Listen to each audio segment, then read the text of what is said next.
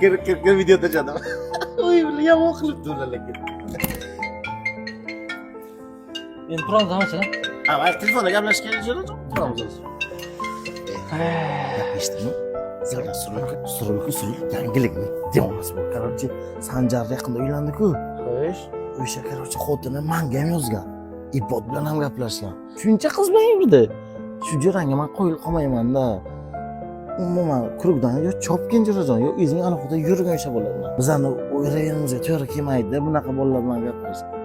Xotinim bilan 10 kishi gaplashganda, tushunibsanmi? Menga yozgan, yalinib yozgan. Shuning uchun men u bolaga qanaydir g'arazlik niyatim yo'q, to'g'ri aytolmayman-da. Ha, bolalar, nimani gaplashib o'tiribsizlar berilib? Ayt hozirgi gaplaringni bilsin. Nimaga jim turibsan? Gapir. Nima gap tinchlik bo'lsa? Ayt mashina temasini. Hozir yangi olaman deb turganding-ku. Ha, mashinada do'stim, mashina olyapman yaqinda. O'shanga Samran ham maslahat qilay dedim. Ha, yaxshi-da. Biror xizmat bo'lsa biz yerda. Qani turdik menda? Do'stligimiz abadiy bo'lsin. Aytganing kelsin. To'xta. Agar seni gaplaring to'g'ri bo'lganda, qo'rqmasdan yuziga aytgan bo'larding. Ayollarga o'xshab g'iybat qilishni bas qil, erkak.